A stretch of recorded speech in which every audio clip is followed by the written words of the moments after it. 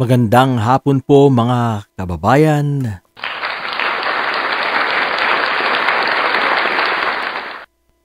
Alright, ito po nagpapapresko na ngayon itong si Senador Bongo mga kababayan.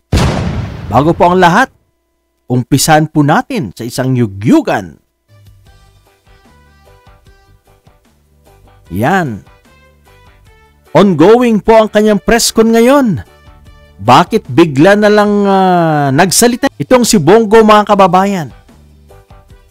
May kinatatakutan na ba? Alam naman po natin na talagang siniseryoso na ni former Senator Trillanes ang paghahabol sa kanya. At pa-failan po siya ng kaso sa ombudsman kasama ang kanyang kapamilya at ang dating Pangulo mga kababayan. Yan. Anyway, shoutout po sa lahat. Marami pong salamat sa mga dumadaan at nanonood po sa ating video at sumusuporta po sa ating maliit na channel. Yan, ongoing po ang press con ngayon ni Senator Bongo. Mga kababayan, I'm surprised na bigla na lang pong nagsasalita na ngayon si Bongo, mga kababayan. Dati-rati, tahimik lang. Pero ngayon, siguro po nakakaramdam na po ng nginig mga kababayan. Nakakaramdam na po ng nginig tong Senator Bongo. Alam niyo mga kababayan, todo deny po itong si Senador Bongo mga kababayan. Todo deny. Tungkol po sa kanyang kaka-associate sa mga diskayas.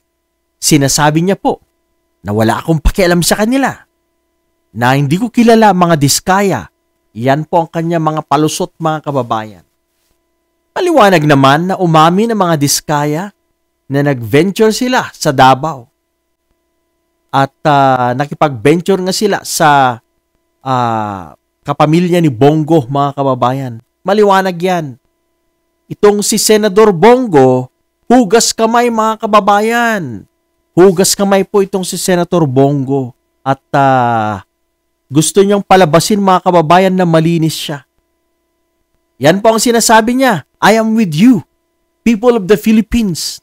Naku naman, kala mo kung sino malinis tong Bongo na to mga kababayan. Alam niyo marami pong atraso yan, hindi lang sa flood control o sa mga projects ng mga diskaya. Lalong-lalo na ang kanya pong involvement sa EJ case mga kababayan.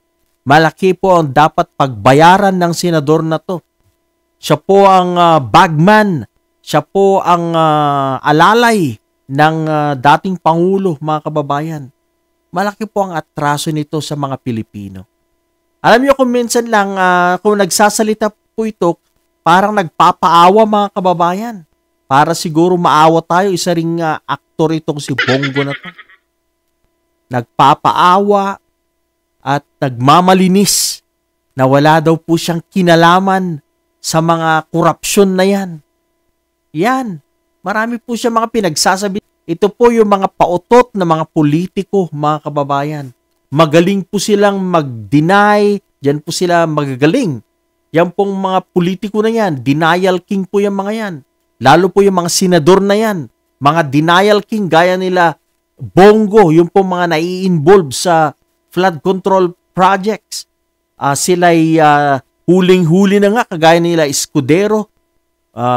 Todo deny pa rin po sila, mga kababayan. Yan, sabi niya, ano pa yung mga sinasabi niya? O sige, kung involve yung aking mga kamag-anak, kasuhan niyo sila. Okay lang sa akin yan. I'll be the complainant. Yeah, nako, marami pong mga pautot itong Bongo na to mga kababayan. Yan, mga kababayan, nagpapapress con na po siya. Pero ang malaki po na kahaharapin din ni Bongo aside from EJK ay yung kaso na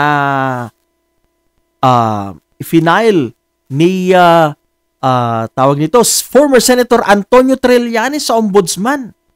Ngayon, mga kababayan, he's trying to refresh yung application ng pagpa-file ng kanyang kaso laban kay Digong, at kapamilya ni Bongo at si Bongo, mga kababayan.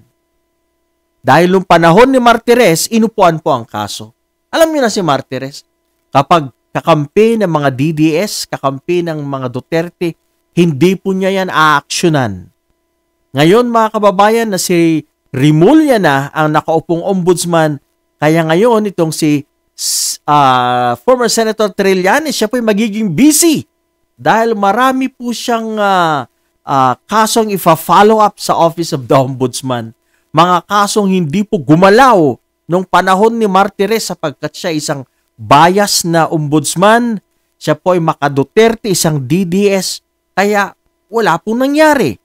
Now, very interesting, mga kababayan, itong kaso na muling bubuhayin, sigurado po yan. At number 1 po dyan, si Senador Bongo. Kaya yan po ang alam natin. Kaya siya po ngayon ay nagsasalita na dahil malapit na. Malapit na po ito, sigurado. At tayo po ay umaasa na makita po itong kasong ifinail ni former Senator Trillanes. Magkakaalaman po, mga kababayan, kung totoo nga itong mga aligasyon, itong pinaparatang ni Senator Trillanes. Pero alam niyo po, mga kababayan, kung si Senator Trillanes ang pumaso, lagi pong suportado ng mga ebidensya. Hindi po siya nagsasalita ng baseless. Marami po siyang ebidensya, nagre-research po siya at kanyang team, mga kababayan. Kaya alam po natin na totoo ang kanyang mga pinagsasabi, mga kababayan. So, Senador Bongo, malapit na. Malapit na, maghintay ka lang. Mukhang kabado. Mukhang kabado po si Senador Bongo, mga kababayan. Kaya inuunahan niya na po. Ganyan din po ang feeling ni Escudero noon. Nung kabado na siya, lagi nang nagpapapreskon. Pero ngayon, mga kababayan, na nagsalita na po yung witness laban kay Escudero, abay, tameme na po siya. Tigil preskon, mga kababayan. So yan, ganyan din si Bongo, mga kababayan. Now, defensive na po siya. Andyan na po siya, dumidepensa, nagsasalita para po ipagtanggol ang kanyang sarili, linisin ang kanyang sarili, at sabihin na malinis siya, mga kababayan. So, tutukan po natin itong si Senator Bongo. Lagot po ito, mga kababayan. Balita natin anytime. Anytime po, mag-i-issue. Pag nag-issue po sila ng warrant, nako, siguradong ililipad din ito, mga kababayan, sa The Hague, sa the Netherlands. Para po samahan at siguro bigyan ng masahe ang kanyang dating amo. Dahil kailangan na po siguro ng masahe ni former President Digong, mga kababayan.